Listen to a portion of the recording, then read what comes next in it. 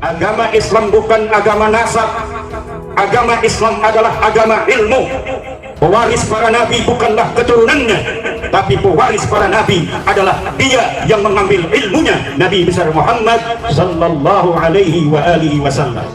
Orang yang mengaku cucu Nabi tapi dia tidak punya ilmunya, baginda Nabi, tidak berhak bicara atas nama agama Nabi Muhammad sallallahu alaihi wa alihi wasallam. Yang berhak bicara tentang agama Islam adalah pewarisnya baginda Nabi, yaitu para ulama.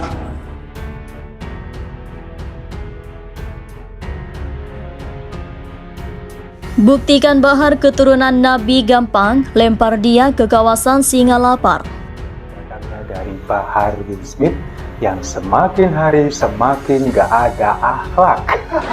Ya, kalau kita lihat beberapa hari belakangan ini ya, banyak sekali polemik yang bermunculan terkait keberadaan Bahar Smith ini.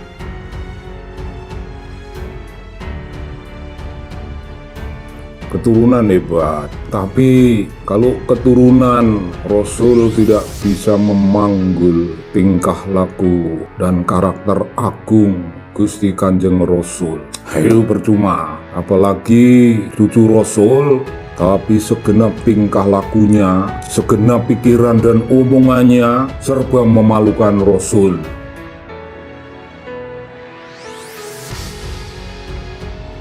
Apakah di Indonesia ada cucu Nabi?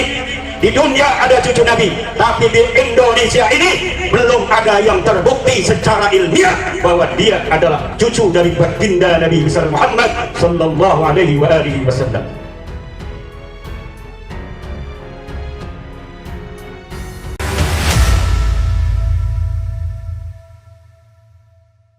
Ada kepercayaan bahwa orang yang katanya keturunan Nabi itu enggak dimakan sama singa, entah karena dagingnya terlalu suci atau haram sehingga singa tidak mau makan.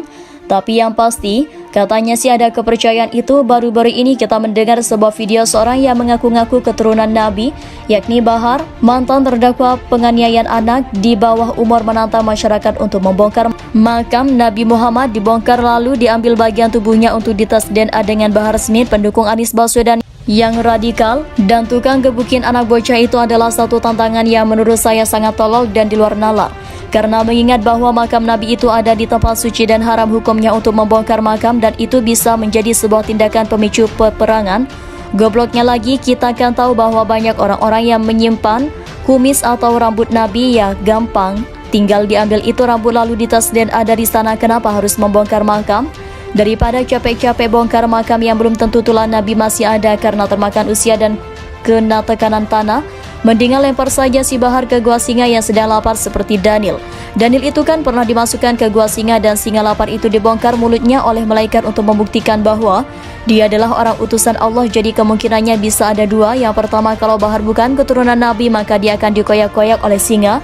Yang kedua, kalau Bahar memang benar-benar keturunan Nabi, ya dia nggak membuktikan apapun karena akhlaknya jauh banget dari Nabi. Dan ujung-ujungnya dimakan juga karena singa akan sangat senang dengan ketakutan yang dimunculkan oleh Bahar yang merengek-rengek, menangis-nangis, meraung-raung di hadapan singa yang sedang lapar itu. Capek-capek atas DNA Nabi yang makamnya tentu dilindungi oleh aparat negara setempat, Bahar bisa jalan beberapa kilometer saja kalau di tempat tinggalnya ke taman safari, bawa mobilnya dengan setir pakai kaki.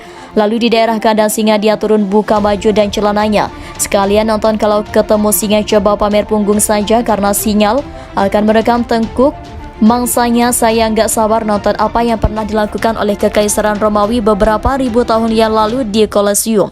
Asal berbicara menantang masyarakat untuk membongkar makam Nabi itu saja sudah merendahkan Nabi sendiri. Kalaupun dia keturunan Nabi juga saya nggak respect sama orang ini karena mulutnya itu jauh daripada akhlak seorang yang dianggap Nabi.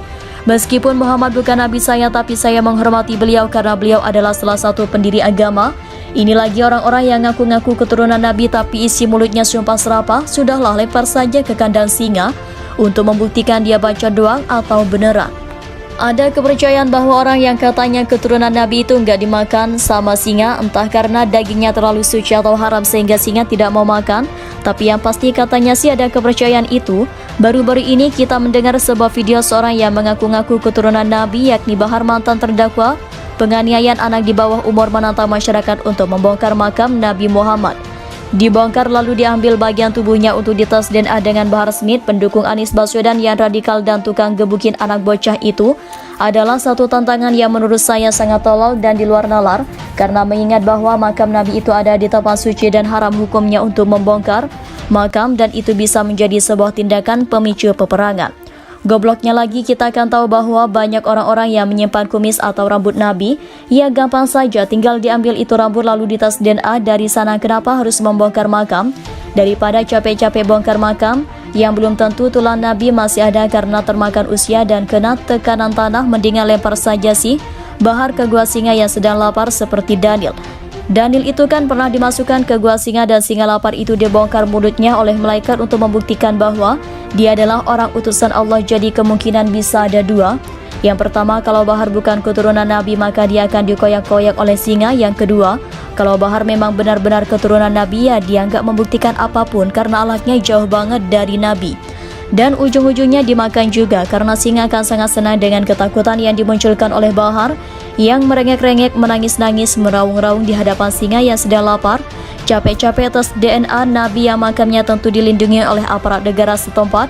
Bahar juga bisa jalan beberapa kilometer di tempat tinggalnya ke taman safari, bawa mobilnya dengan setir pakai kaki, lalu di daerah kandang singa itu dia turun buka baju dan celananya. Sekalian nonton kalau ketemu singa coba pamer punggung, karena sinyal akan merekam tenguk mangsanya. Saya nggak sabar nonton apa yang pernah dilakukan oleh Kekaisaran Romawi beberapa ribu tahun yang lalu di Kolosium.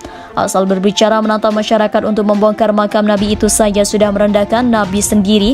Kalaupun dia keturunan Nabi juga saya nggak respect sama orang ini karena mulutnya itu jauh daripada akhlak seorang yang dianggap Nabi.